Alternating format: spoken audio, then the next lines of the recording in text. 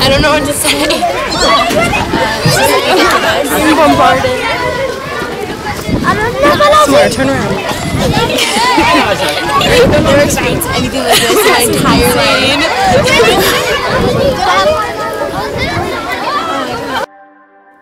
You may be wondering, how did two American teenagers end up surrounded by African school children? Honestly, it doesn't even seem real to us. Looking back on it, it seems like a dream.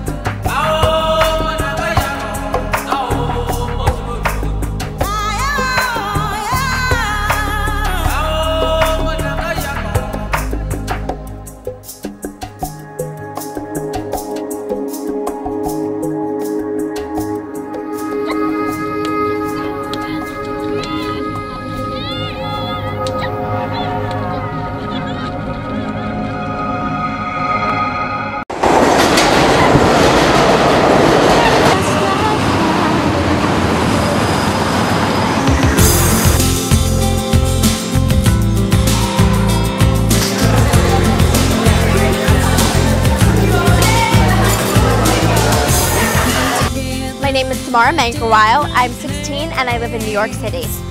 I go to professional performing arts school and I live in a downtown loft, which is a big change from how I grew up, in a tiny cramped apartment. Money was pretty tight, but I didn't know it, because my parents made sure to always put me first. They showered me with attention. They gave me lots of fun birthday parties and different performing arts classes.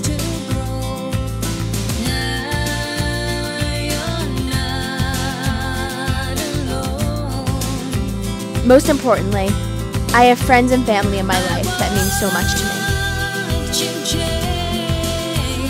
This is my friend Amanda. How do you feel about this project? About this project, I feel like we have nothing done yet. Don't say that. What if I end up using this in our movie and you're gonna look like it? I'm so excited to go to Africa!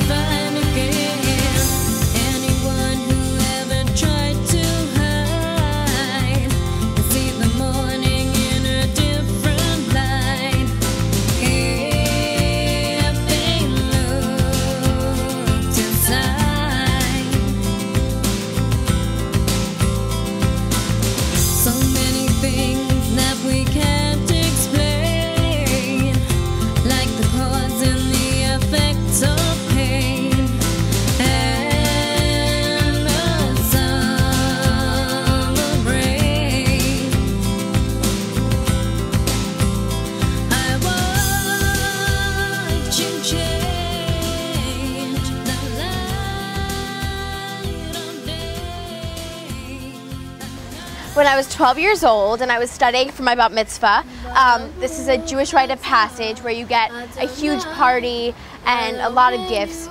My parents come up to me and they say, "We want you to give all of your gifts to charity." And I was a bit upset by this because none of my other friends had to do that. So I went to the streets of New Paltz, where I lived at the time, and I asked other people what they thought about that. When you were 12 years old, if you were told that you had to give all of your birthday gifts to charity, what would you say? No way. That would have been surprising, but I think that that's also good for children to learn at a young age about sharing and the benefits, you know, inside you to do something like that. Sure. No way. No way. No. No way. A little selfish. Oh. I think I would have had no problem with that. It would have been difficult to do, but... Oh, you're right. I would have been very upset. Yeah, I I was a very charitable kid, so I guess no problem. I'm not as But good woman. I would have been so. sad. After interviewing all of those people, I realized I was being a little selfish. So I thought about it. I thought about it some more, and I did realize that I do have a Palm Pilot, a cell phone, an iPod, and a computer. So what more do I really want? My parents told me about a woman named Connie. She was born and raised in Ethiopia. She had moved to the United States, stayed here for 20 years, and now she was moving back to Ethiopia with her husband Gabe to start an orphanage. The problem was she didn't have any money. I realized I could use my bat mitzvah to help them. So I made a movie about the orphanage and I sent it out with all my invitations. Everybody loved the movie, but some people reacted in ways I didn't expect. They said that I shouldn't give money to Ethiopian children when there are so many people in need in America. However, most people gave generously to the orphanage. I even came up with the idea to do a casino night in my backyard, where guests would buy chips and the money would go to the orphanage. Unfortunately, the dealers didn't follow all the rules and gave away free chips so that they would get better tips. Despite this, we still made over $12,000. My short name is Gabe Bayena.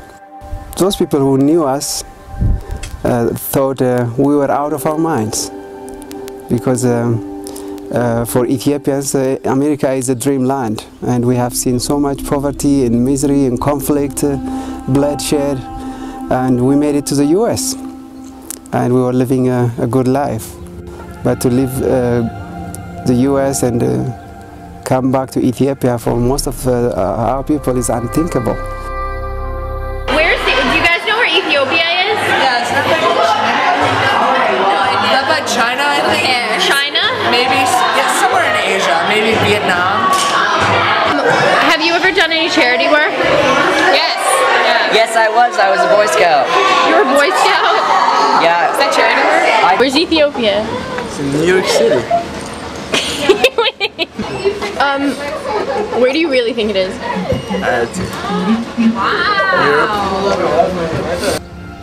By a year after my bat mitzvah, only a quarter of the money needed to build the orphanage had been raised. I was appalled by this. I didn't understand why people weren't donating to this great cause. There were so many children in need. So, my family and I decided that we would spend the money that we were going to use for our kitchen and bathroom renovation on the orphanage. And it turned out that the cost of living in Ethiopia is so low that it only cost $100,000 to finish the project. Today is August 21st. It's a day of celebration and dedication of the orphanage, so that it will be ready to receive the orphans. Okay, so multiply